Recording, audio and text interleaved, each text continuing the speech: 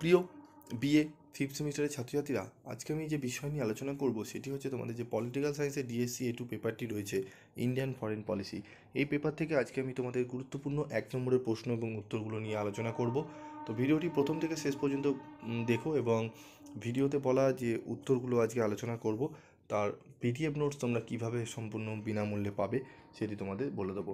তো প্রথম প্রশ্ন দেখো, 2022-এর কূটনীতি বলতে কী বোঝো? আমি স্ক্রল করে যাচ্ছি, তোমরা দেখে নাও। পূর্বে তাকাও নীতি কী? গুজরাল মতবাদ বলতে কী বোঝো? পঞ্চশীল নীতি প্রথম কোন জোট নিরপেক্ষ সম্মেলনে গৃহীত হয়? ভারতের বিদেশ নীতি গঠনে প্রভাব বিস্তার করে এমন একটি ভৌগোলিক উপাদানের উল্লেখ করো। পলিটিক্যাল অ্যামং নেশন বইটি কার লেখা?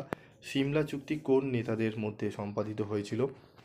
বাংলাদেশ কত সালে প্রতিষ্ঠিত হয়েছিল? আফগানিস্তান কোন সালে সার্ক সদস্য হিসাবে আত্মপ্রকাশ করে? LTTE এর পুরো কথাটি কী? সার্ক কোন সালে প্রতিষ্ঠিত হয়? প্রকাশ্য কূটনীতির একটি ক্ষতিকারক ফলাফল উল্লেখ করো। স্ট্রিং অফ পালস কৌশল বলতে কী বোঝো? তারপর দেখো রয়েছে 2022 সালে ভারত ও নেপালের মধ্যে স্বাক্ষরিত একটি চুক্তির উল্লেখ করো।